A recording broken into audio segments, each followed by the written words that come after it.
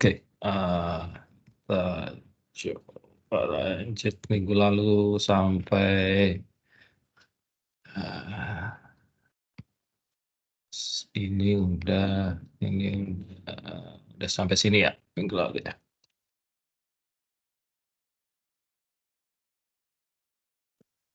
Ini juga udah ya, demonya udah juga minggu lalu.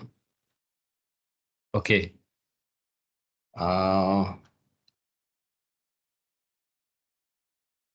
Nanti lanjut yang 2B ya latihannya ya. Nah 2B ini karena kita sudah dibuatkan toolbox ya sama si Cruise ini ya. Jadi kita pakai aja toolbox yang mereka ya. Walaupun intinya sih latihan yang pertama kemarin cuma untuk pemahaman cara kerjanya gitulah ya, konsepnya aja seperti apa. Nah, sebenarnya oleh terus atau di software lain kita udah dipermudah, jadi kita tinggal udah dibuatkan semacam toolbox atau utility gitulah ya untuk melakukan ray tracing ini. Jadi udah sama Cruise ini udah dibundling gitu ya, tinggal dipanggil aja ini trace ray underscore pp ya atau ps tergantung gelombang apa yang mau kita modelkan. Nah cuma intinya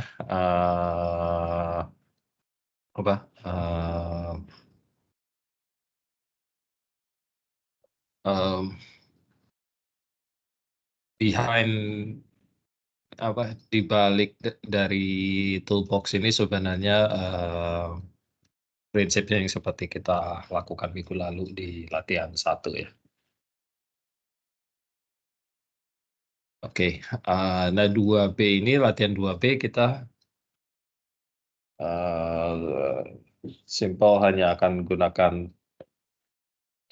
toolbox trace ray pp ini ya untuk melakukan ray tracing untuk untuk model V arah Z ya, jadi variasi velocity arah vertikal gitu ya. Di sini kita punya model VP ya, VP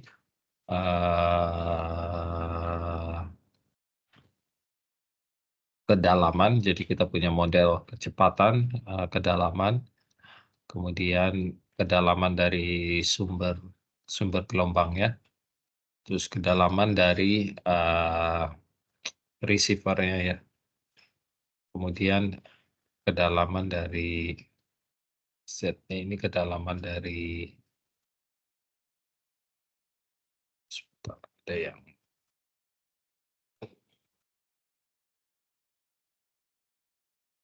nanti tolong ini ya kalau ada yang baru datang di admit aja ya, saya mungkin nggak kelihatan atau nggak ini kalau ada yang masuk.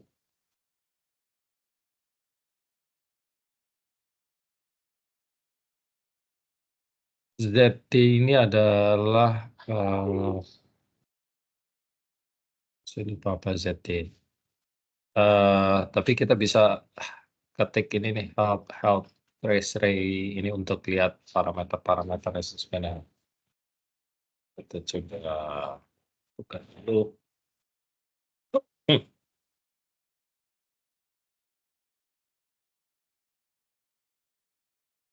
X off ini take off angle-nya ya, jadi kalau kita trace ray PP.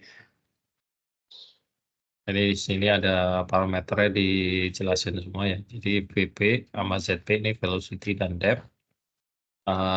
ZS tadi depth dari source-nya ya, sumber gelombangnya. ZR depth dari receiver-nya atau detektornya.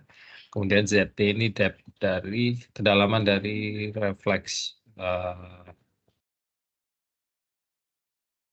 reflection bidang refleksinya.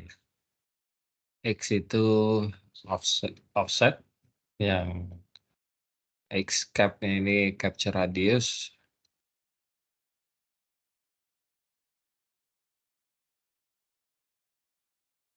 event-nya ini ray parameter, initial ray parameternya. Jadi apa? Jadi tebakan awal kita ya untuk ray parameternya. Kalau kita nggak kasih, sebenarnya dia akan generate apa? Default value ya. Value defaultnya adalah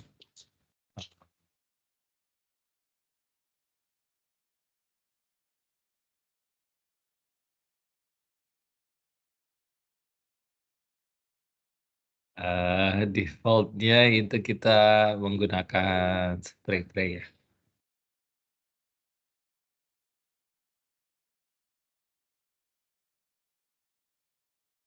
Kemudian max ini jumlah maksimum iteration-nya ya. Jadi kan seperti kita tahu, kita coba-coba ya untuk menghitung ray parameter atau incidence angle kan, karena kita nggak tahu seberapa, jadi kita coba-coba, kita iterasi gitu ya, iteratif.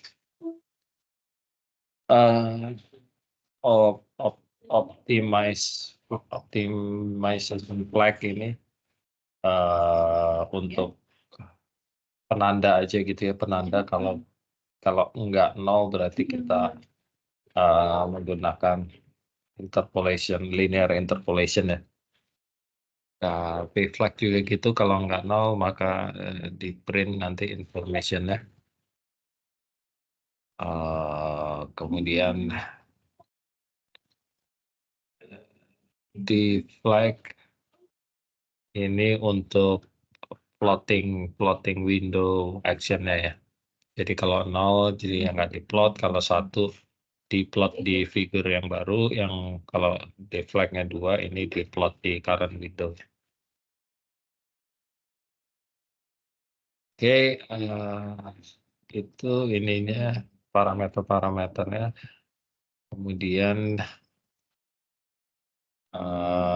kita coba di latihan 2B ya. Kemudian seperti biasa, seperti minggu lalu ya, kita di sini kan kita cuma dapat travel time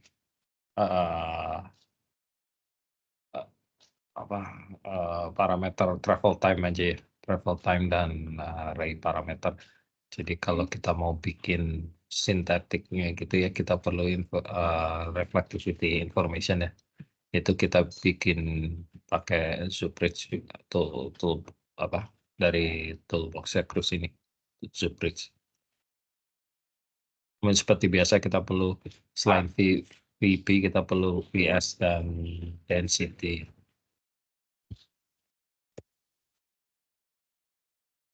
Kemudian ini tambahannya kita run 2D untuk lihat spektrum 2D-nya. Itu latihan di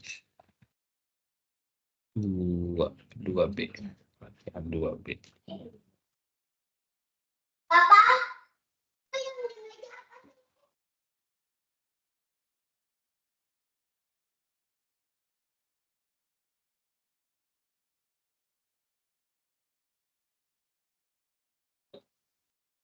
Oke, kita coba buka yang 2B.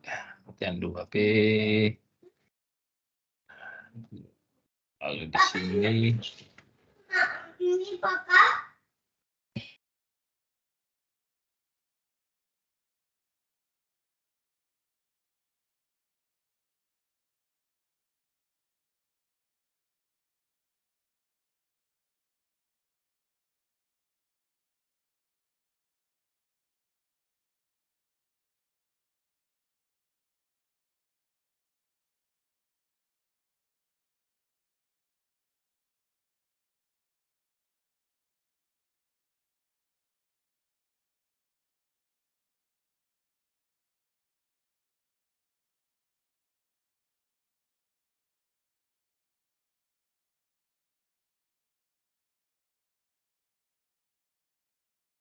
Oke, di 2B, di sini kita punya 3 layer ya, 3 layer.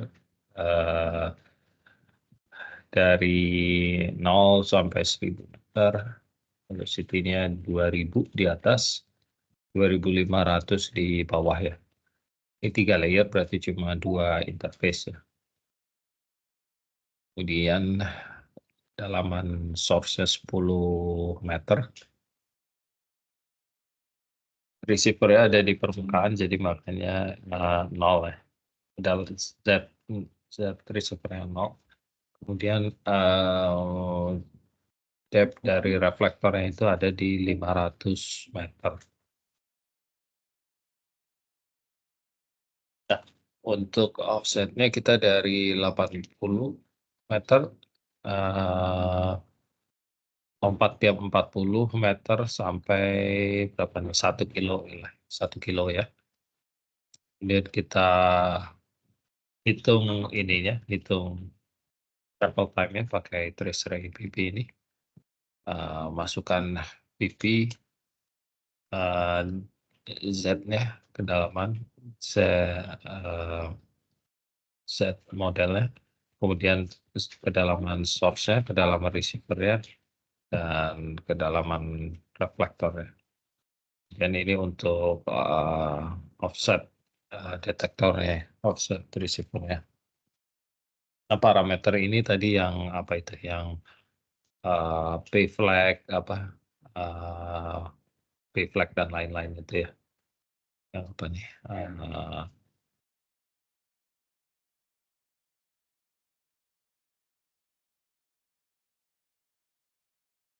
Escape P flag, intermax, optim, opt flag, dan P flag gitu ya.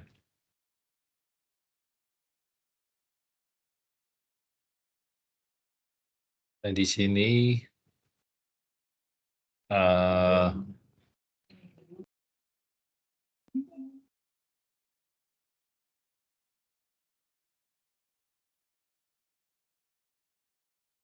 sini karena hanya 2 interface ya, jadi kita hanya satu apa, satu reflection gitu. Nanti jadi di sini kita untuk kasih judul gitu ya, kemudian line ini kita gambarkan apa,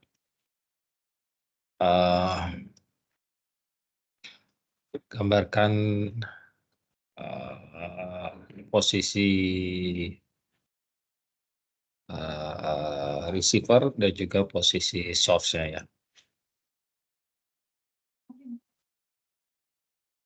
Kemudian seperti minggu lalu kita hitung reflectivity-nya ya, dengan apa, kita akan taruh reflectivity di posisi yang ada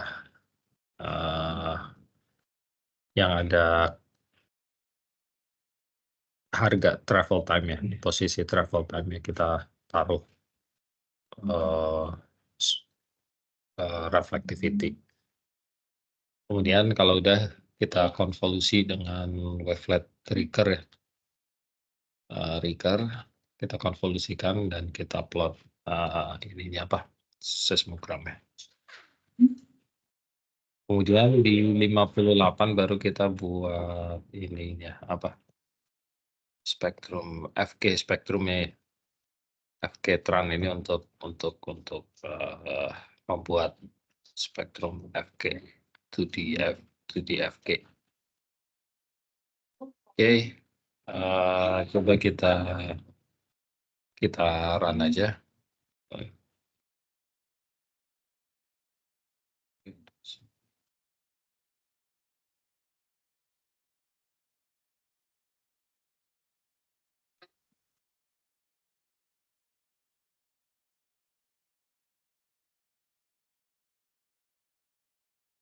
Oke, nah ini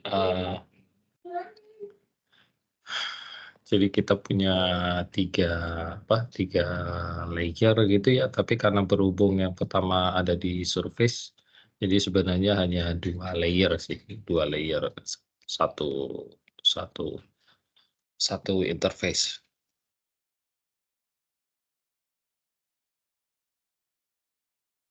Dan ini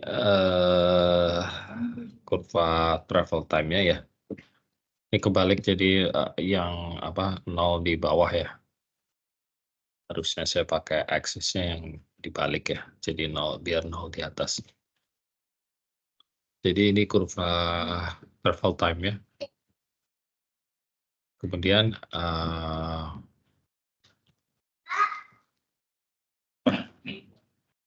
spektrumnya itu 2D spektrumnya seperti ini dan sintetik seismogramnya seperti ini ya. Jadi kalau kita lihat di 0 atau di near offset dia kan di sekitar 0,5 itu by time. Jadi ya sama ya dengan plot two way time-nya di sini. Jadi di near offset dia di 0,5, sekitar 0,5, di far offset dia sekitar 0,7 gitu ya. Kalau kita lihat di sini juga di sintetik seismogramnya dia di near offset 0,5, di far ini di sekitar 0,7. Dan spektrum FG-nya seperti ini di sebelah kanan. Kalau kita lihat dia karena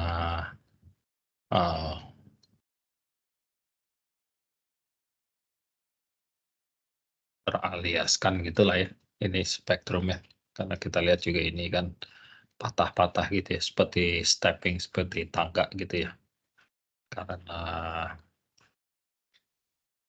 spatial samplingnya cukup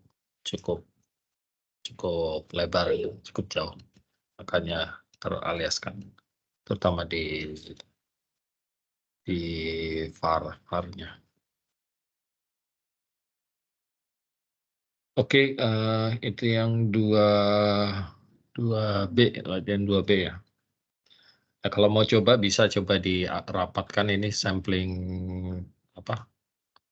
receiver samplingnya ke arah lateralnya ya. Di sini kan kita pakai 40 ya.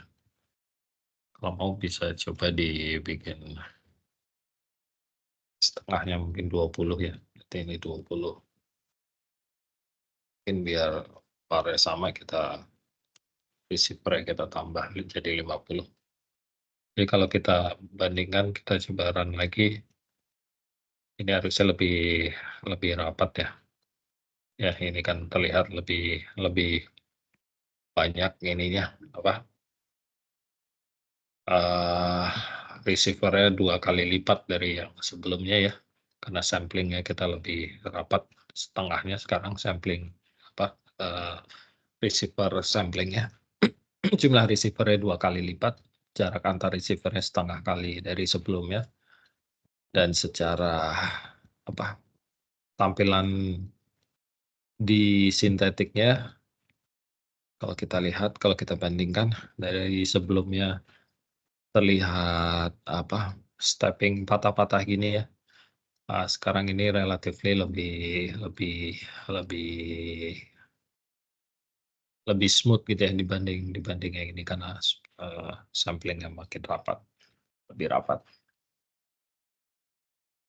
Dan dari spektrumnya juga terlihat kalau tadinya di sekitar sini dia teraliaskan ke sini gitu ya.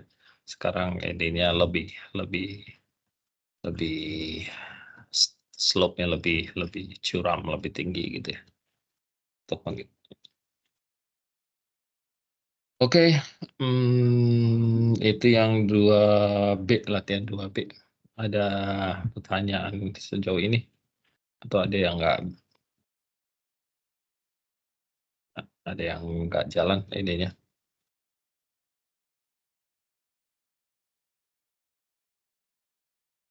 Saya jalan, Pak. Jalan, oke, sip. Oke.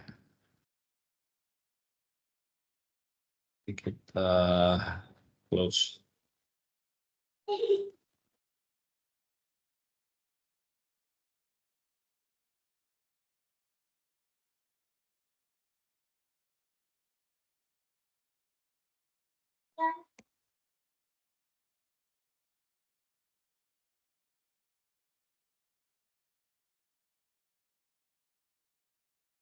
Jadi tadi FK spektrumnya memperlihatkan ini ya, aliasing di apa sintetiknya.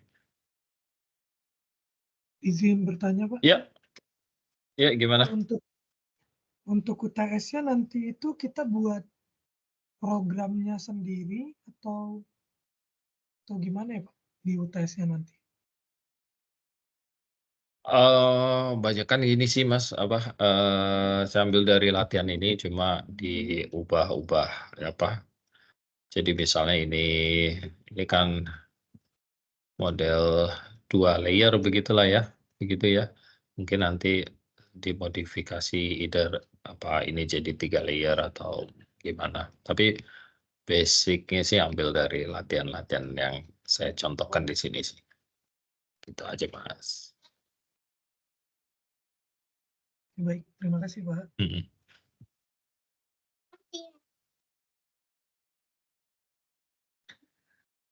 Oke. Nah, kan tadi atau minggu lalu kan kita sudah belajar apa pakai model ini ya constant constant velocity lah ya. Jadi di interval yang satu layer ini, jadi awalnya constant velocity seperti ini, kemudian modelnya sedikit lebih kompleks, kita buat berlapis-lapis ya, layering gitu seolah-olah velocity-nya berubah ke arah vertikal atau ke arah kedalaman. Sekarang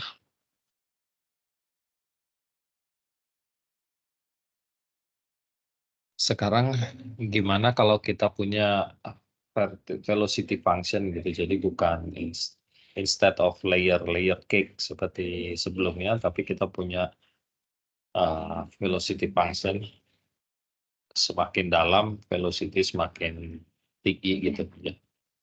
Jadi kita di sini kita punya fungsi velocity kedalaman gitu ya. Di mana V0 ditambah CZ, di mana V0 ini adalah velocity di atas atau di permukaan gitu, dan Z adalah kedalaman gitu ya. Z adalah kedalaman, C adalah konstanta gitu. Jadi di sini berarti kalau kita semakin dalam, Z-nya semakin besar, berarti velocity-nya juga semakin tinggi gitu, semakin besar juga. Nah, maka untuk jarak offset yang kita turunkan minggu lalu itu bisa kita modifikasi menjadi seperti ini ya, di mana jadi P dikalikan C seper parameter dikalikan C konstantanya di dalam kurung akar dari 1 kurangi P kuadrat V0 kuadrat. Ini kan masih seperti yang kemarin ya, ini kan cosinus kuadrat dari sudut datangnya. Nah, ini kan bentuknya sama seperti minggu lalu ya, cuma kali ini kita memiliki vertical velocity function ya, bukan sumasi dari layering ke arah vertikal seperti minggu lalu. Nah, untuk waktu tempuhnya bisa dihitung sama mirip seperti minggu lalu juga, tapi kali ini kita memiliki continuous velocity function ya, instead sumasi dari layering constant velocity seperti minggu lalu. Nah, karena velocity selalu semakin dalam semakin besar gitu ya, maka secara konsekuensinya sesuai hukum Snellius berarti sudutnya semakin dalam semakin besar juga ya sudut datangnya ya. Kan sudut Snell's law bilang sudut datang sinus dari sudut datang dibagi velocity itu adalah konstan. Berarti kalau velocity-nya makin besar berarti sinus sudut datangnya juga semakin besar ya. Berarti sudut datangnya juga semakin besar. Nah, semakin dalam berarti semakin besar sudutnya, berarti suatu saat nanti dia kan sudutnya akan mencapai 90 derajat atau sudut apa incidence angle-nya dia akan flat gitu ya, flatten out. Nah, semakin besar lagi sudut datangnya dia akan berbalik arahnya. Jadi kalau tadinya dia ke bawah, turun ke bawah gitu ya, ray tracing-nya. Begitu dia mencapai kedalaman tertentu, incidence angle-nya akan mencapai titik kritisnya ini ya 90 derajat, kemudian berbalik arah ke atas gitu. Jadi sinarnya akan berbelok gitu, berbalik tadinya ke arah kedalaman makin dalam, tapi makin dalam velocity makin besar, sudut datangnya makin besar juga, maka semakin setelah lewat 90 derajat nanti dia akan berbalik arah jadi ke atas sinarnya gitu ya.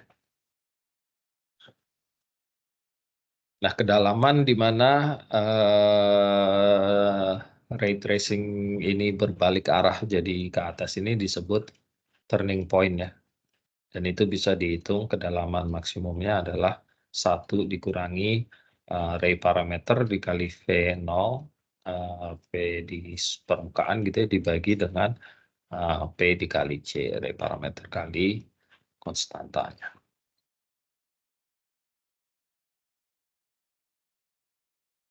Secara konsekuensi juga ray path untuk gelombang atau untuk sinar yang mencapai turning point-nya kemudian balik ke atas, maka nantinya akan memiliki 2 harga X untuk masing-masing kedalaman ya, karena dia akan berbalik arah begini ya. Jadi saya nggak punya gambarnya ya. Saya gambarin sini ya, sebentar.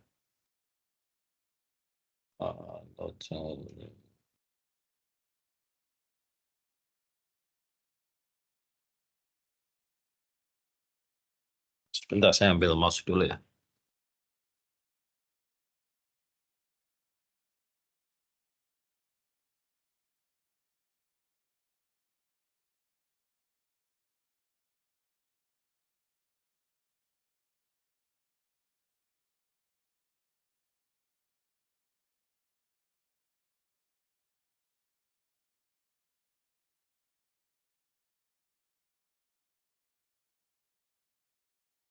Nah, ini misalnya ini permukaan gitu ya, space-nya saya mulai dari sini gitu ya.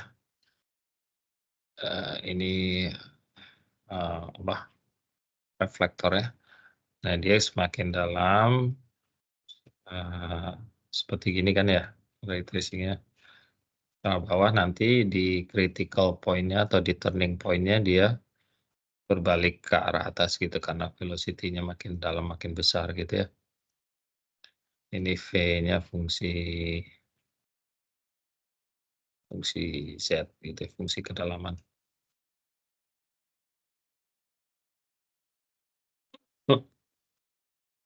Nah, pada saat dia sudah mencapai turning point dan kembali ke atas, maka untuk kedalaman di posisi ini, misalkan di posisi sini ya, dia akan mempunyai 2 harga X, yaitu X yang di sini ya, X di permukaan sini, X2 gitu.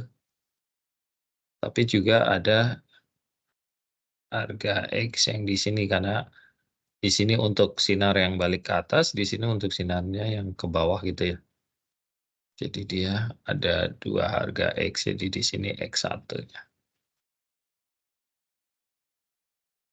Gitu ya. Jadi gitu maksudnya ya, bayangnya. Oke.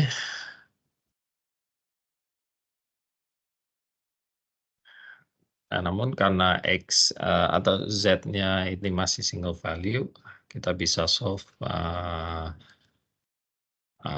apa, samaan 3 tadi untuk Z, sehingga kita mendapatkan seperti ini ya.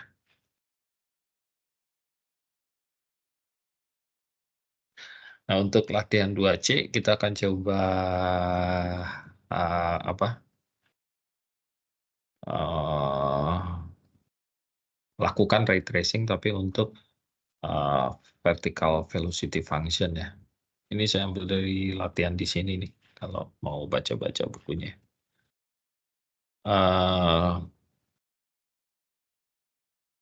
Ya, ini nanti kita lihat bahwa energi dari sumber seismik tidak bisa tidak bisa tembus sampai ke kedalaman yang dalam sekali ya, karena dibalikkan gitu, di turn around by refraction. Jadi karena sudut datangnya makin besar, velocity yang makin besar, sudut datangnya makin besar, otomatis dia akan berbalik sendiri ke arah atas ya, atau refracted ya ke arah atas. Jadi makanya tidak bisa sampai terlalu dalam ya.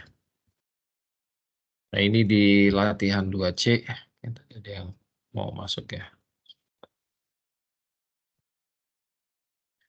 Nah, ini di latihan 2C. Jadi kalau kita buka latihan 2C, jadi di sini kita punya velocity function V0 ditambah C kali Z, di mana V0-nya 1500 ya, velocity di surface. Kemudian C-nya konstantanya itu adalah 0,6. Berarti kalau di kedalaman 100 meter gitu, berarti nanti velocity-nya 0,6 kali 100 berarti 60 ditambah 1500, jadi velocity-nya 1560 gitu ya di kedalaman 100 meter. Kemudian kita lakukan ray tracing ya. Kita hitung sudut.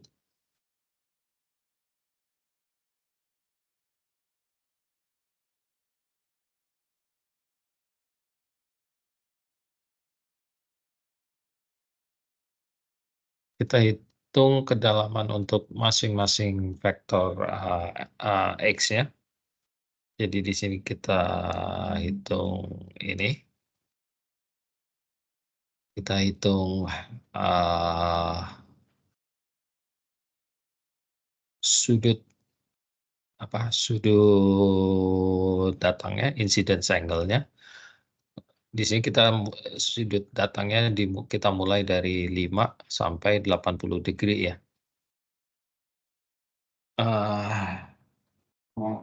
Delta lompat setiap ini 80 kita bagi dari jumlah ray-nya aja, jumlah ray-nya kita bagi 20, berarti 80 kurang 5 dibagi 20 gitu ya. Itu deltanya, increment-nya. Kemudian dari untuk kita looping sebanyak jumlah ray-nya kita bagi yang jadi 20. Kita looping, kita hitung sudut datangnya dulu, incidence angle-nya kita hitung. Kemudian kita bisa hitung, kalau sudah dapat sudut datangnya, kita bisa hitung ray parameternya. Ray parameternya sinus dari sudut datangnya dibagi velocity. Kemudian kita bisa hitung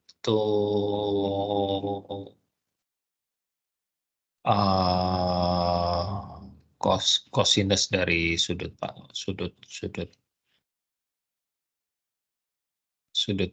datangnya, dan kita bisa hitung kedalamannya pakai persamaan itu tadi ya, persamaan yang ini, persamaan ini, persamaan 5, kita bisa hitung kedalamannya. Kemudian di sini untuk plotting aja nih, jadi kalau dia dia nggak ada harga Z-nya, nggak ada harga Z-nya, ini di-assign none gitu ya, supaya nggak di-plot nantinya.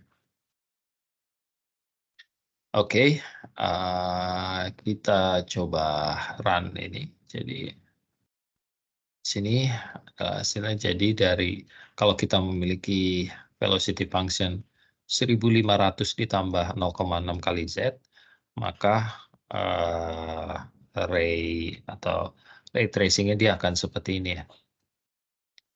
Jadi di sini terlihat bahwa semakin kalau kita targetnya kita cukup dalam, dikatakan misalnya di 1500 gitu ya. Jadi kita harus perlu jarak offset paling enggak harus ada receiver di yang jauh sekali lah, karena di sini kan mungkin inilah ya kayak yang ray yang warna coklat merahan ini nih kan dia mungkin hampir 1500 ya, itu aja udah nyampe lebih dari 30 kilometer gitu. Jadi ini 15.000, sorry, 15.000, dia udah dalam banget ya. Katakan misalnya targetnya di sinilah di 5 kilo gitu. 5 kilo kan berarti yang warna ungu ini ya, yang lewat 5 kilo. Di target kedalaman 5 kilo kita perlu offset atau kita perlu ada detektor di jarak paling enggak lebih dari 15 kilo begitu ya. Jadi kurang lebih. Nah, jadi itu kenapa gelombang seismik biasanya tidak terutama kalau kita memiliki velocity yang cukup tinggi gitu ya, seperti di vulkanik atau apa itu, kita tidak bisa mendapatkan hasil yang baik gitu ya, karena secara velocity dia tinggi sehingga gelombang seismiknya itu nggak bisa menembus sampai dalam, terlalu dalam gitu. Karena yaitu dia semakin tinggi velocity-nya, maka sudut incidence angle-nya makin tinggi, dia akan terrefraksi atau terbalikan, gelombangnya dibalikin lagi ke atas gitu, terpantulkan ke atas, terrefraksi ke atas. Dia tidak akan nembus sampai dalam. Ya, jadi itu pentingnya ray tracing ini salah satunya bisa untuk mengoptimize parameter acquisition seismic di lapangan begitu ya, untuk menentukan seberapa besar kita harus pasang receiver gini, seberapa jauh kita harus pasang receiver ya. Karena semakin jauh tentu saja secara operation makin lama makin besar biayanya begitu ya. Jadi itu disesuaikan dengan target kedalaman kita harusnya supaya optimum. Oke. Ada pertanyaan sejauh ini? Nggak ya, yang 2C jalan semua ya? Oke. Oke, kita lanjutkan lagi.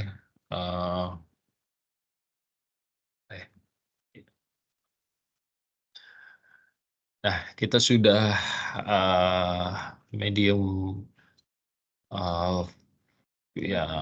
medium variasi yang arah kedalaman saja. Tentu saja idealnya jarang ada bisa didekati hanya variasi ke arah kedalaman, tapi itu saja in reality bumi atau subsurface itu selain berubah ke arah depth, ke arah kedalaman, dia juga berubah secara lateral begitu ya. Jadi velocity model yang lebih representatif sebenarnya selain berubah ke arah vertikal atau ke arah depth, dia juga berubah ke arah lateral. Nah, untuk kasus ini kita bisa selesaikan dengan cara Eee, velocity model ini, di sini misalkan saya punya velocity model, seperti ini gitu ya, di mana velocity-nya berubah selain ke arah kedalaman, ke arah lateral juga. Jadi ini satu masing warna nih velocity yang berbeda gitu ya harganya. Dan untuk menyelesaikan atau untuk melakukan ray tracing di model seperti ini, kita bisa membagi velocity ini ke dalam grid gitu ya, grid kecil-kecil gitu, di mana dalam satu grid ini velocity-nya itu konstan gitu. Jadi, kita cukup melakukan ray tracing dari sini ke sini gitu, di mana dalam satu kotak, satu grid ini velocity yang konstan, kemudian dia pindah ke grid berikutnya, dilakukan ray tracing sendiri dan seterusnya hingga akhirnya nanti, sampai lagi ke permukaan, seperti gitu ya. Sebenarnya ini yang dipakai juga di toolbox-nya Cruise ya. Nah, alternatif lain itu untuk men-define atau spesifikkan, geologic interface antara layer-layer yang berbeda, kemudian, eee, meng-assign, velocity di setiap layer tersebut dengan menggunakan, solusi analitik ya.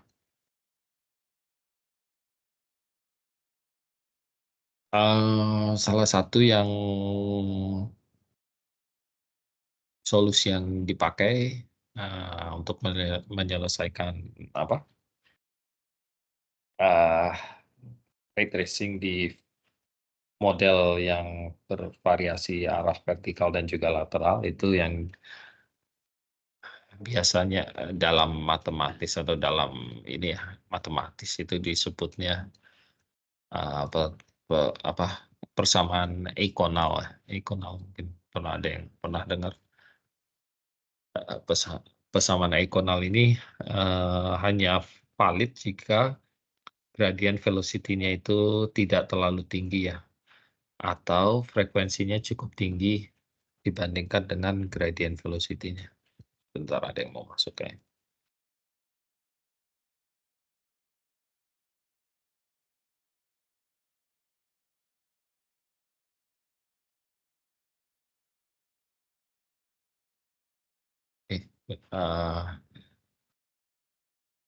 Jadi eikonal ini sebenarnya aproksimasi aja ya, karena, eee,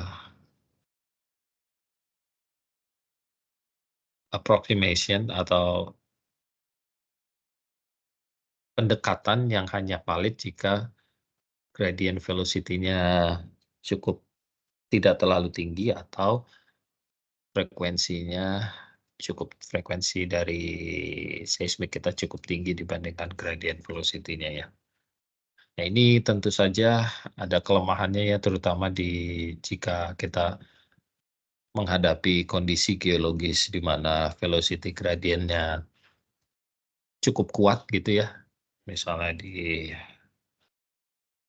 di subsalt atau di apa, atau di vulkanik dan, eee, kondisi geologi yang cukup ekstrim gitu ya, di mana perbedaan velocity-nya cukup kuat, biasanya kurang, apa ya, kurang sesuai lah untuk, pendekatan ray tracing ini.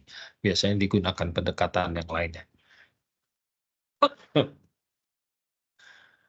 Nah, walaupun tidak, eee, exact gitu ya, cuma untuk banyak kasus-kasus, pragmatis atau kasus realistik, penyelesaian dengan menggunakan pendekatan eikonal ini cukup cukup akurat lah ya, akurat dan cepat gitu ya, terutama untuk medan kompleks. Nah, kalau di toolbox Cruise ini persamaan eikonal ini diselesaikan dengan di matematika itu ada yang namanya metode Runge-Kutta ya, Runge-Kutta.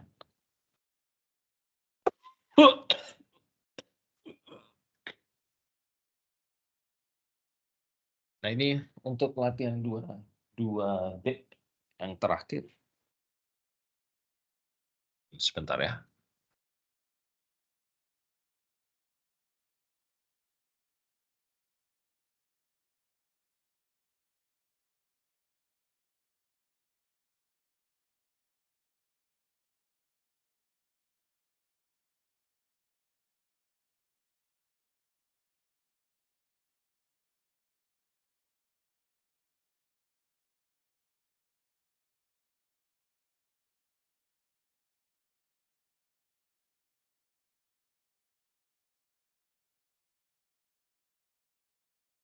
Oke, kita langsung ke latihan 2D ini kita ray tracing untuk model yang bervariasi arah kedalaman dan juga arah lateral ya.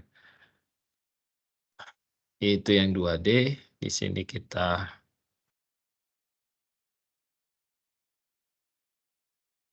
lakukan ray tracing untuk model namanya SEG EEG salt model ya. Jadi cukup kompleks gitu ya. Nah, sebelum kita lakukan ray tracing, kita perlu memasukkan velocity model kita ke dalam workspace-nya dulu menggunakan Ray-Vel mode ini ya. Jadi untuk mempermudah di perhitungan di sini di toolbox-nya Cruise ini, jadi velocity modelnya tidak dibaca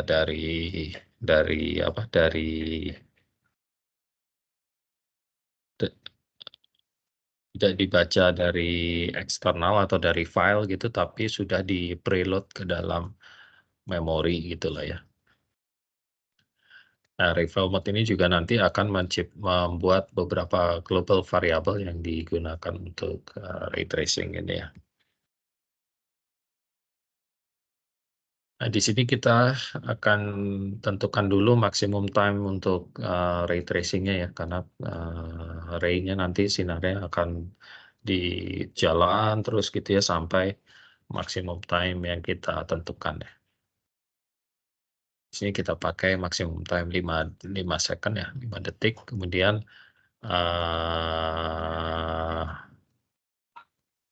TT atau time step setiap 4 milisecond. Jadi time step kita nanti dari 0 sampai 5 second atau 5.000 milisecond, lompat setiap 4 milisecond gitu ya.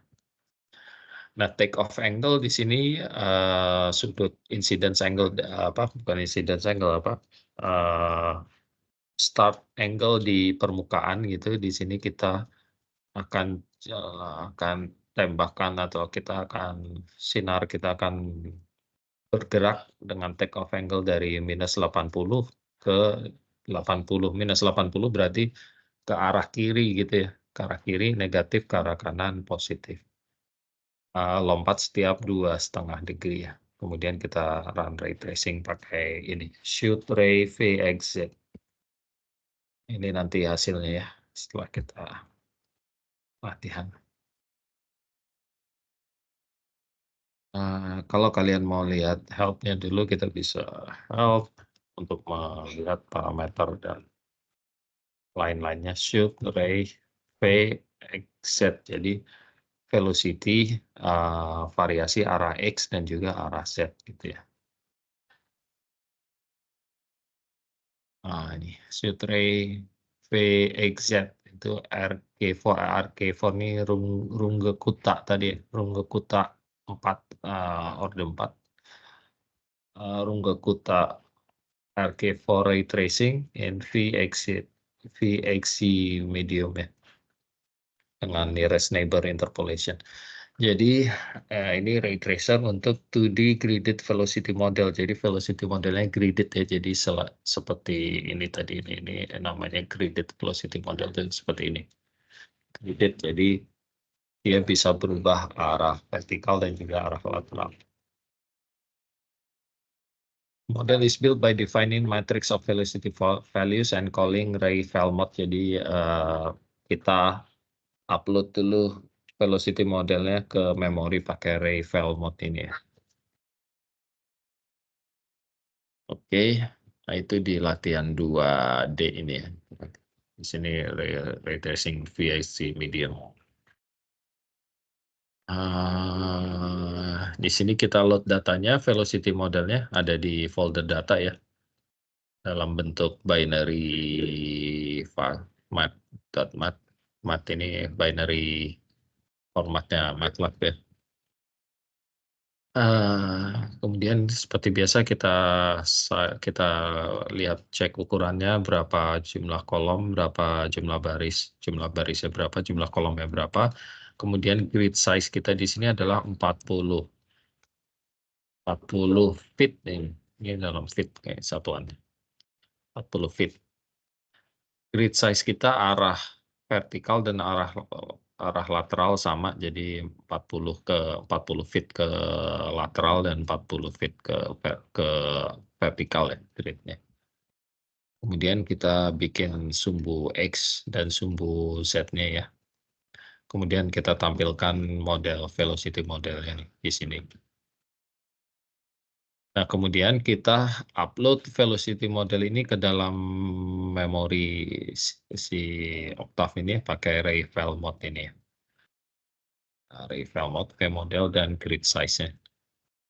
Kemudian tadi kita udah tentukan maksimum time-nya 5 detik.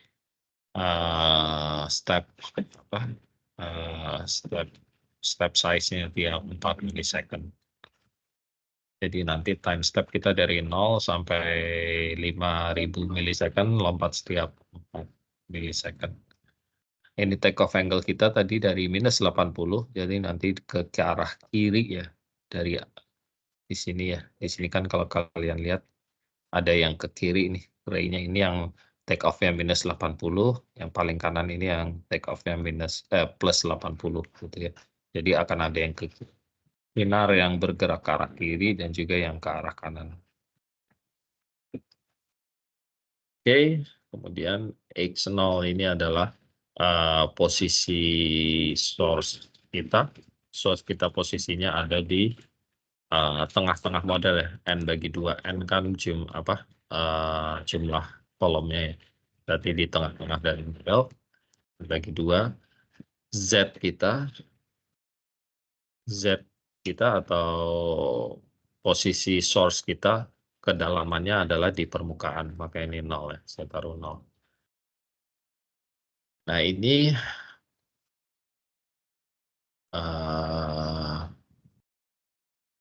untuk indeks arah X -nya. Jadi untuk posisi source kita di sini kan posisi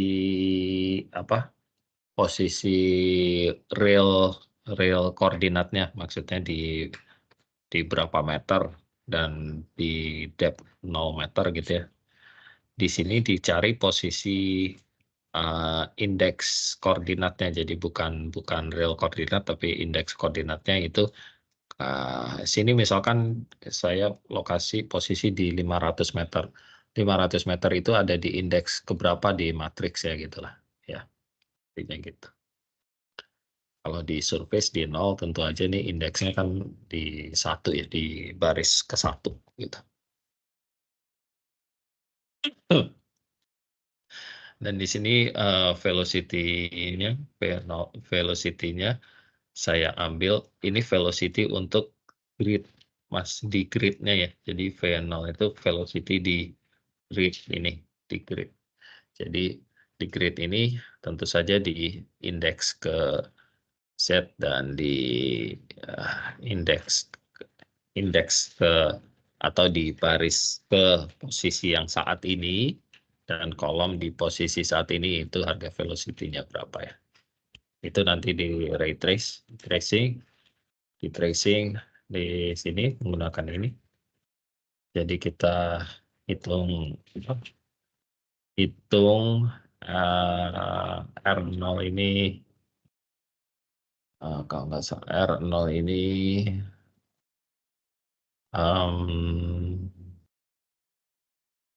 apa tadi? R0 ini initial value untuk ray parameternya ya. Karena kita tebakan ya, kita kasih harga tebakan awal R0 ini initial value untuk ray parameternya. Kemudian kita hitung waktu tempuhnya T dan juga R ini sebenarnya P ya tadi kalau di latihan sebelumnya kan ray parameter itu kita hitung dengan menggunakan toolbox si cruise ini yang shoot ray VXZ ya. Dan nanti kalau semua sudah sudah selesai dihitung, dilakukan ray tracing, nanti kita stop and kemudian kita di sini tuh kita hold on ini maksudnya di sini kita hold off ini matiin, jadi cuma di atasnya kita hold on saya lupa di sini hold on ini maksudnya nanti di gambar velocity modelnya itu array-nya ini akan di superimpose, jadi ditimpa di atas modelnya. Jadi dia nggak akan gambar velocity modelnya nggak akan dihapus gitu.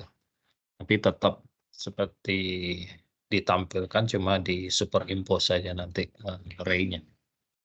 Gitu ya. Kalau nggak pakai hold on ini nanti array-nya nanti nimpa gambar velocity modelnya dihapus dulu baru dia ngeplot array-nya gitu. Supaya nggak gitu makanya di hold ditahan gitu. Oke. Kalau kita coba run di sini. Nah ini nah udah langsung jadi ini. Jadi posisi saya tadi source-nya di tengah-tengah kan ya. Di tengah-tengah model, di surface di 0. Ini 0-nya sini. Ini velocity modelnya seperti ini ya. Bentuk salt ya. Ini sintetik dari menggunakan analogi dari Gulf of Mexico gitu ya mungkin ya. Jadi di mana banyak salt body ini salt itu kan dia ciri khasnya dia tuh plastis gitu loh. Jadi kalau kena tektonik itu dia langsung bentuknya bisa aneh-aneh karena dia plastis gitu kayak kayak mudah dibentuk gitu. Jadi makanya kalau kita lihat biasanya bentukan bodinya itu aneh-aneh karena dia bersifat plastis gitu, gampang berubah. Cuma velocity-nya tinggi, jadi kalau kita lihat di sini velocity-nya sekitar 4.600 gitu ya, 4.600 sampai 6.000 gitu. Jadi secara velocity dia tinggi dan karena dia cukup plastis itu bentuknya bisa aneh-aneh gitu.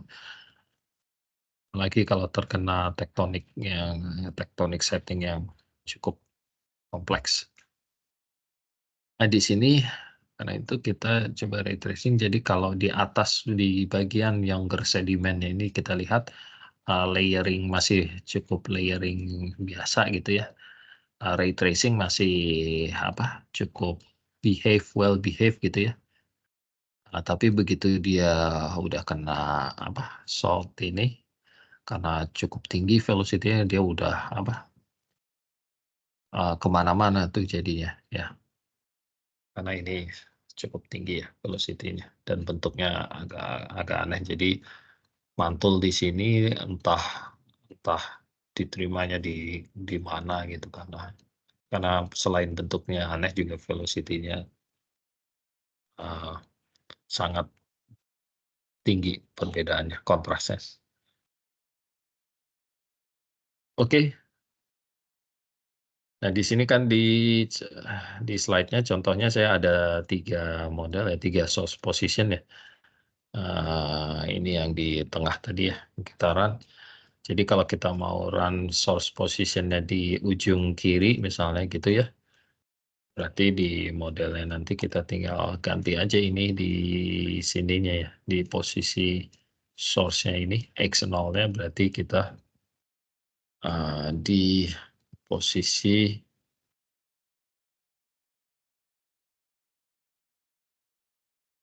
di sini kan di tengah-tengah, berarti di sini posisinya di X-nya dari 0 ya.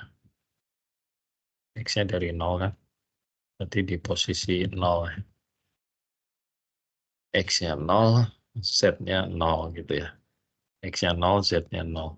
Berarti ini di pojok kiri atas di sini ya, nanti ya. Oke, kita coba run sini. Nanti dia akan plot di sebelah sini. Nah, ini dia. Kalau tadi kita shoot di sini, sekarang kita dari pojok kiri, sebelah kiri dari posisi 0, 0,0 ya, X0, Z0. Kalau kita mau shoot dari posisi pojok kanan atas, berarti tinggal kita ganti lagi, X-nya adalah dari N ya, bukan N per 2, tapi N kali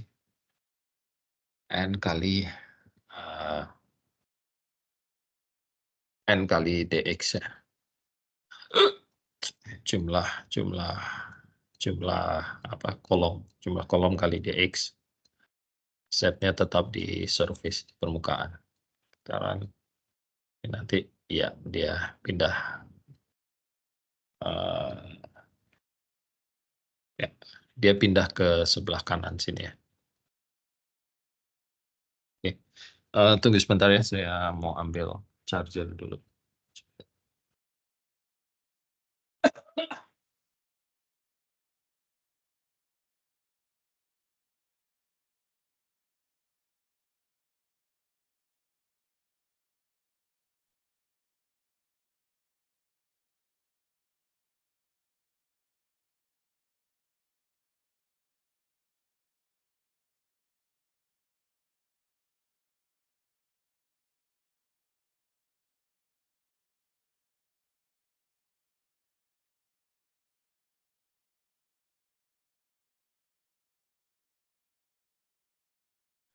Oke,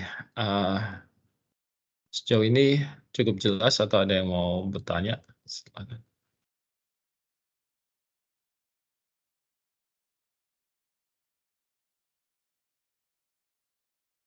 Nggak ada?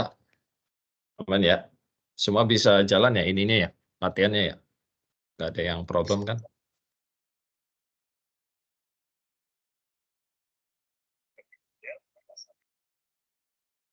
Kalau latihannya ada yang Bisa, Pak. error, ya Bisa Pak, bisa. jalan Pak. Oke. Kalau ada yang error atau nggak jalan, kasih tahu aja ya. Harusnya sih jalan sih, saya udah coba kali-kali biasanya. Kalau nggak ini. Oke, kita lanjut. Nah, kan karena apa, pendekatan ray tracing menggunakan Econal ini kan hanya valid untuk apa, kita kalau velocity gradientnya tidak terlalu besar atau juga frekuensinya relatif tinggi gitu ya terhadap velocity gradientnya.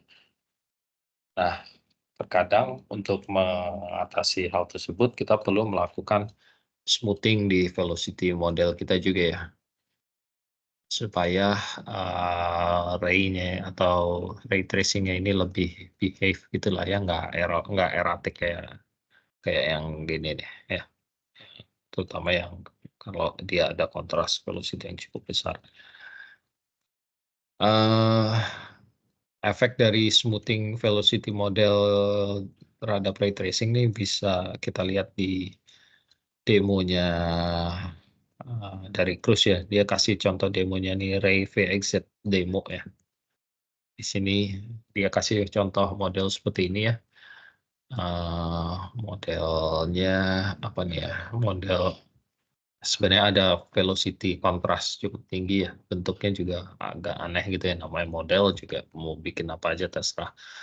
Dan velocity-nya tuh selain kontrasnya tinggi, dia juga banyak, kayak digaremin gitu ya, jadi banyak bintik-bintik, perubahan velocity gitu.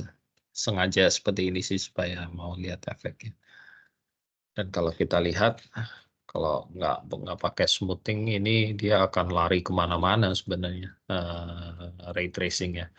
Tapi kalau kita lihat di sebelah kanan ini, ray tracing dengan menggunakan smoothing 10 meter ya. Jadi ini kan ada 1 kilo ya, arah lateral 1 kilo, vertikal juga 1 kilo. Jadi kalau kita smoothing 10 meter, secara umum, ray tracing-nya lebih agak well behave gitu ya, dibanding kalau nggak di-smooth. Kalau smoothing-nya makin kita makin perbesar, di sini kita pakai 50 meter smoothing, tentu saja hasil ray tracing-nya akan lebih smooth ya, dibanding kalau nggak di-smooth. Oke. Ini ada di demonya ini Ray VX ya, demo, tapi kalau nggak salah ada ini deh, kayaknya dia nggak jalan nih, harus ada yang diedit sebentar, saya coba dulu ya, Ray VX demo underscore. Nah, ini kasih default aja parameter modelingnya, jadi langsung di enter aja.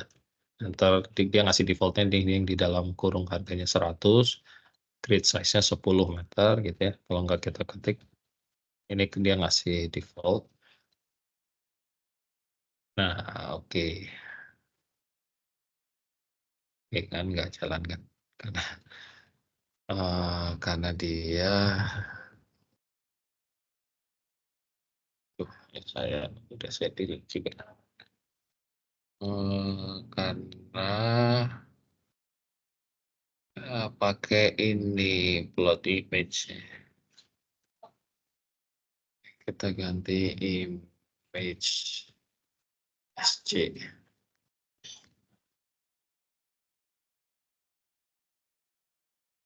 X, Z, V.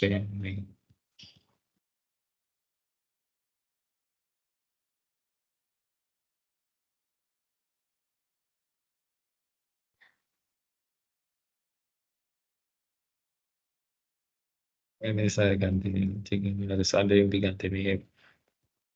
Image SC. X, Z, V.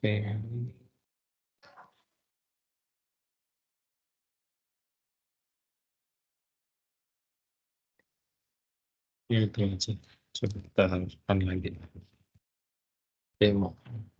Enter. Nah, ini modelnya seperti ini ya. Enter smoother length. Kita kasih berapa tadi? 10 ya, 10.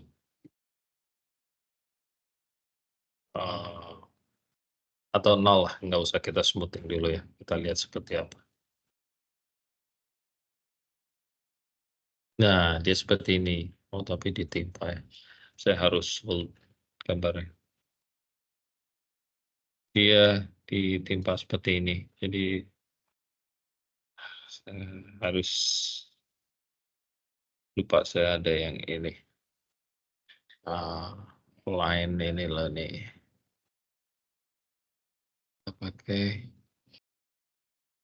Kita pakainya apa? Plot.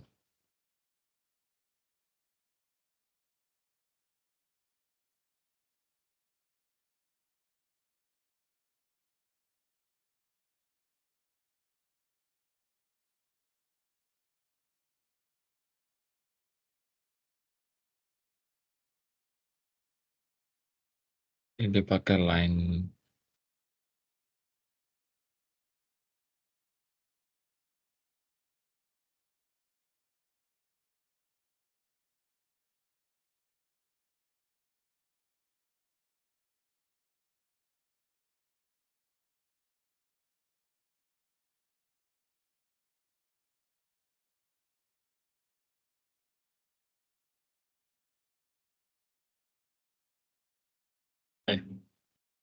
Sip. Kontrol. Sip. Plot.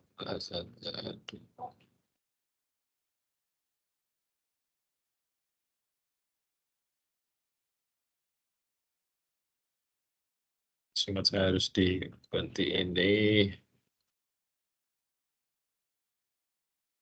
Terus kita harus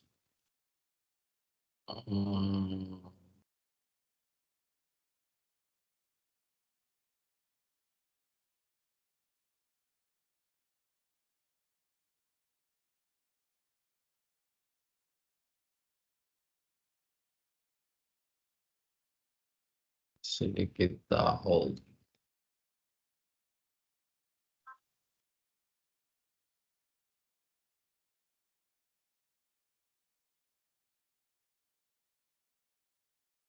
Hold off. Kita matikan.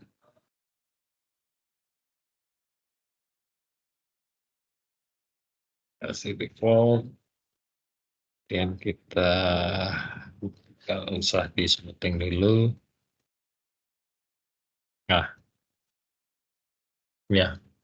Jadi ini kalau nggak kita smoothing kan kelihatan apa ray tracingnya tuh kemana-mana ya, acak gitu ya. Karena memang modelnya ini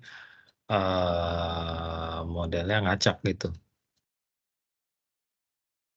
Modelnya ngacak, jadi makanya ini ray tracingnya berantakan gitu ya. Sekarang kalau kita smooth, coba kita smooth 50 meter gitu ya, smoothing. Nah, ini hasilnya ya. Kalau kita kasih smoothing 50 meter, jadi velocity modelnya smooth ya, terutama yang high frequency variation tadi tuh yang kayak beras gitu ya, di sebelah itu jadi smooth. Jadi ray tracingnya bisa lebih well behave lah dibanding dia nggak di smooth. Gitu ya. Kalau saya coba kurangi smoothingnya tadi 50 ya, kita coba 10. Oh, atau kita tambahlah 100 gitu. Tentu saja makin lebih smooth ya. Makin smooth, makin ray tracingnya hampir seperti mirip apa velocity arah variasi velocity arah Z aja gitu, karena secara lateral dia smooth, jadi smooth. Oke. Oke gitu ya sejauh ini. Ada yang mau tanyakan? Ada yang mau ditanya sejauh ini?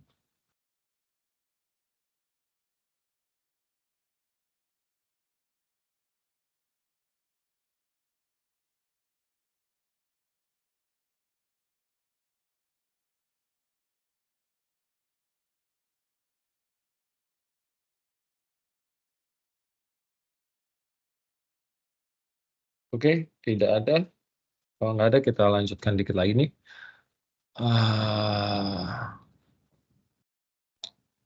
Nah, ray tracing ini kadang bisa membantu beberapa problem ya. Sini saya kasih contoh. Jadi waktu itu kita atau saya sedang ada akuisisi seismik gitulah ya di offshore gitu. Kemudian di datanya diolah, diproses di kapal gitu on board. Sectionnya yang dihasilkan tuh yang sebelah kiri ya, pertama initially. Nah, di sini kita sebenarnya targetnya cukup dalam ini. Ini tuh cukup dalam loh. Ini kabelnya aja sampai 12 kilo kalau tidak salah, 12 kilo. Nah, tapi di sini tuh kita nggak bisa mendapatkan gambar yang optimum gitu, atau gambaran struktur bawah permukaan yang cukup optimum gitu. Kalau dibandingkan sebenarnya ada legacy seismiknya gitu lah ya. Itu di sini kok nggak lebih baik, padahal offset kita lebih jauh gitu ya, sampai 12 kilo. Nah, rupanya ada ada satu penyebabnya. Di sini kira-kira apa penyebabnya? Setelah kita perbaiki, kita optimalkan, bisa dapatkan hasil seperti ini gitu, baru keluar gitu. Kira-kira apa penyebabnya? Ini di sini pada saat itu penyebabnya yaitu velocity yang nggak optimum ya, velocity model atau velocity picking yang nggak optimal. Jadi terlalu tinggi velocity-nya. Karena di sini walaupun memang sebenarnya di sini cukup tinggi velocity, tapi pada saat itu yang dilakukan, yang di peak velocity-nya tuh tinggi, sangat tinggi gitu, sampai seingat saya sampai 9.000, 10.000 kilometer per second. Coba bayangin di kedalaman ini ya. Walaupun ini cukup dalam sih sebenarnya ini kan sekitar Oligocene gitu ya. Jadi Oligocennya ini walaupun memang velocity-nya cukup tinggi karena dia udah cukup tua, udah cukup dalam gitu ya, tapi ya secara litologi batuan apa yang sampai 9.000, 10.000 kilometer per second velocity-nya agak nggak mas nggak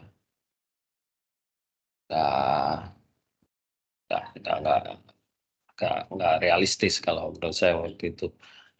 Alasannya mereka picking cukup tinggi pada saat itu karena ini kan masih section awal nih. Kalau kalian lihat kan masih banyak noise, banyak multiple gitu ya.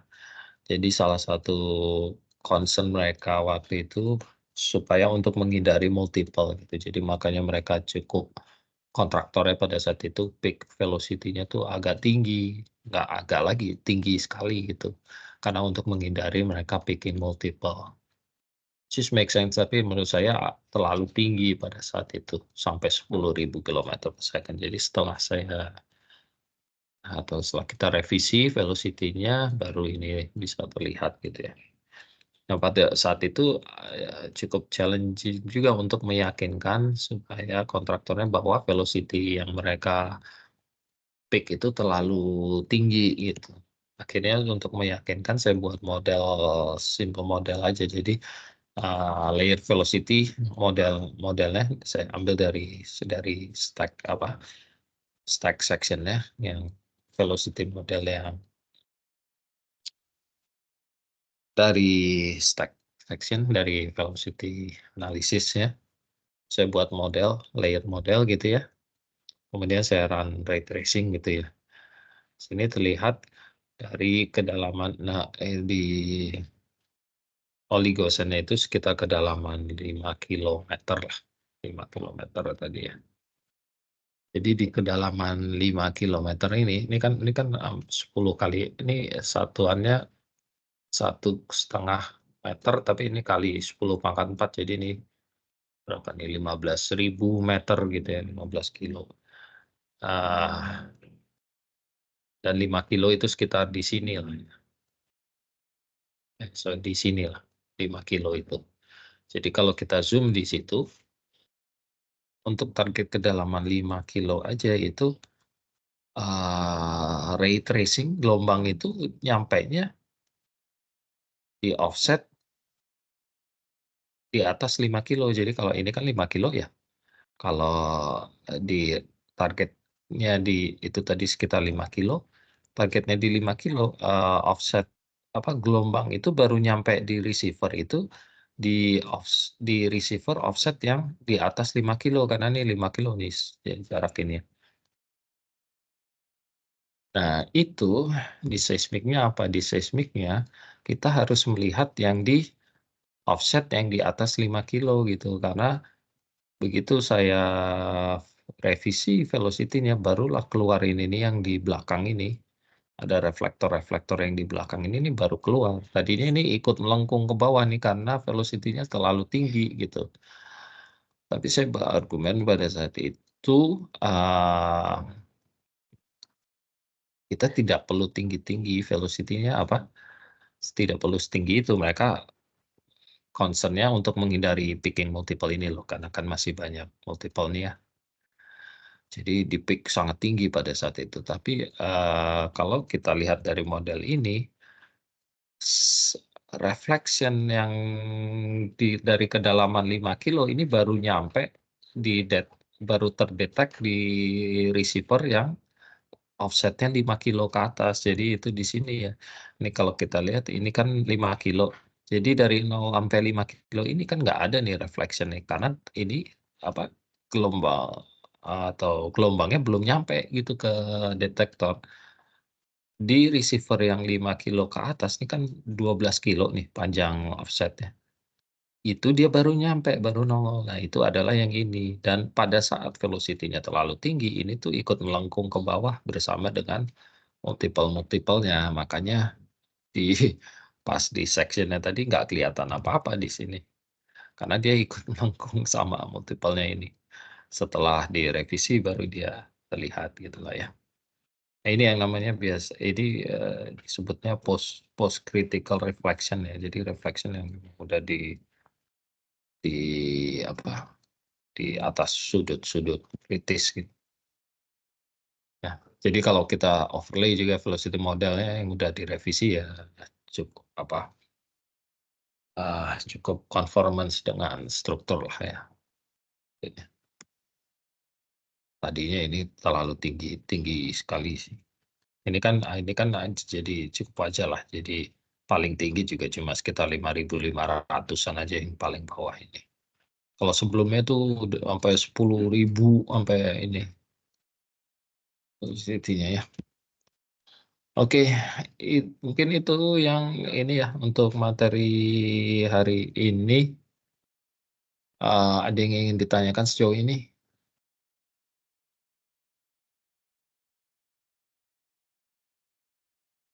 Enggak, kalau enggak, ya. Aduh, maaf nih, baru bisa bersuara. Saya Ya, jadi ini mau gimana? tanya, yang ray tracing tadi itu tuh yang sebelum itu bisa kita ini ya, kita manfaatkan buat ngetes apa akuisisi gitu ya, Pak ya? Iya, bisa. Oh, tadi kita bisa modelkan layernya, Iya, terus density-nya agak kayak gimana model-modelnya gitu. Nanti dapat iya bisa. si gathernya gitu ya, terus di spek kayak gimana gitu, kayak gitu ya? Bisa Oh, juga. kayak Tapi itu. biasanya untuk ini aja sih, kalau untuk dapat gather atau apa mungkin saya nggak pakai ray tracing sih ya, atau mungkin pakai metode yang lain. Nanti ada di lihat pertemuan berikutnya. Oh iya. Kalau ini biasanya untuk menentukan optimum offset optimum gitu atau jumlah receiver yang optimum untuk acquisition tuh biasanya pakai ray tracing lah. Karena Oh kan ini tergantung target kedalamannya ya, oh target iya, kedalamannya. kedalaman berapa, si panjangnya berapa gitu. Oh Mesti gitu. panjang offsetnya berapa supaya dapat di gambarnya gitu loh, di target kedalamannya itu. Nah itu Sama pakai apa? ray tracing baru biasanya. Apa Hmm. jarak spasi receiver sama shootnya gitu ya? Iya, Di di karena di, kan di main-mainin ya. Oh. gimana ya, karena kan ya kayak ini tadi yang pas apa nih, ya mana tadi, sorry ini. Nah kalau spacingnya terlalu lebar gitu kan kita akan stepping gini lah ya. Tapi tentu aja nanti semakin banyak receiver kan berarti secara operation makin lama gitu kan yang menentukan. Betul. Jadi untuk menentukan biasanya parameter optimum antara kualitas dan biaya gitu lah ya. Iya iya iya. Ya biasanya pakai ray tracing ya. Salah satu ininya, salah satu toolnya. Pemodelannya ya. Nah, iya. Dipakai dan biasanya karena kita nggak punya software atau kita nggak punya, Langsung karena kan tebak aja kan biasanya kan. iya biasanya langsung tebak atau sebenarnya kan ada special software-nya lah ya untuk run itu, tapi biasanya untuk acquisition atau ini kan modeling untuk acquisition atau apa dan biasanya kita nggak punya gitu kan kalau di Hmm. di apa di regional biasa untuk Yang kegiatan tes sehari-hari kan nggak dipakai biasanya karena kan itu jarang juga lah ya. Seral Jadi itu ya, bukan ya? iya itu atau Omni atau apa sih? Oh, oh yang Omni itu atau Mesa yang gitu. Mesa gitu. Oh iya, Yang gitu-gitulah. siap, siap. Nah, cuma karena kita nggak punya, biasa saya run pakai ini aja, pakai Oh iya pakai iya iya, ini. siap Karena siap. kayak inilah yang ini nih, kayak yang ini kan juga ini pakai ini juga, pakai pakai otak ini bukan running. Ini buat dating nantinya Kenapa? bisa dipakai buat dating juga berarti Buat dafting bisa interval. juga, ya bisa juga. Oh, ya Begitu. mantap. Ya agak inilah kita agak memberdayakan resources yang ada. Karena ini Mohon kan izin, juga gimana? Gimana? Ya, ini Fadil Rahman Pak. Saya ngambil kuliah gimana? ini rencananya. Ya, Mas. Gimana Mas Fadlul? Gini Pak, berarti ini kurang lebihnya mirip sama ini Pak, fungsi forward modeling dari Gravity kalau Bapak tahu pakai Oasis ya Pak. Iya. Nah, tapi kalau misalkan untuk penentuan batas-batas stratigrafi gitu, ini kira-kira udah bagus atau masih harus perkembangan lagi ya Pak? Oh, enggak sih, saya nggak punya. Kalau untuk itu ya kita perlu tool yang lain mungkin ya. Kalau ini kan juga sebenarnya ini Horizon-nya udah inputan dari software interpretasi biasanya. Saya Baik. bikin Horizon untuk ini gitu ya, untuk layering-nya atau apanya biasanya ya nggak di sini, tapi di tool yang lain gitu. Kalau udah jadi baru masukin ke sini. Oh oke, berarti ini pemodelan ke perbedaan nilai velocity di tiap layer berarti Pak ya? Iya dia velocity-nya juga biasanya ada beberapa cara sih bisa ambil dari kalau ini dari velocity picking gitu ya, bisa case lain saya pernah pakai velocity dari sumur juga gitu, dari sonic atau dari jackshot bisa juga. Jadi tergantung ininya aja. Untuk ininya strictly cuma running untuk ray tracing-nya aja sih. Oke. Ini. Terima kasih Pak Bev. Ya, sama-sama Mas. Itu jadi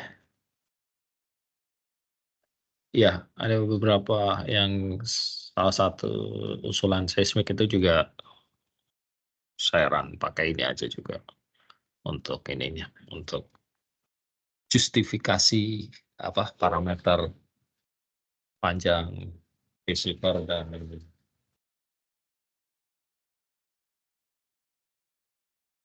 Oke, mungkin itu aja dari saya, juga udah lewat jam 8 ya. Nanti pertemuan berikutnya kita akan materi berikutnya ya. Jadi yang ray tracing ini sudah selesai, berarti yang berikutnya kita akan pemodelan tapi menggunakan pendekatan yang lain, bukan selain ray tracing. Oke. Itu aja dari saya. Kalau ada yang ingin ditanyakan lagi, boleh nanti di WA atau di email kan juga nggak apa-apa. Ya, sampai saya akhiri dulu ya, supaya tidak terlalu malam. Terima kasih semua atas perhatian dan kehadirannya. Selamat malam, sampai ketemu lagi di Terima kasih, pertemuan Pak. berikutnya. Assalamualaikum warahmatullahi wabarakatuh. Waalaikumsalam warahmatullahi. Waalaikumsalam warahmatullahi wabarakatuh. Terima kasih Pak. Ya, yang ini slide-nya udah ya? Udah saya share ya? Slide-nya Slide yang Yang kemarin itu Pak, minggu lalu. bukan? Yang Oh minggu sama, lalu masih sama. kayak sama, ini masih satu slide sama yang minggu lalu. Oke Pak, siap. Oke, ya. Makasih ya Kang Dadan. Kami Pak.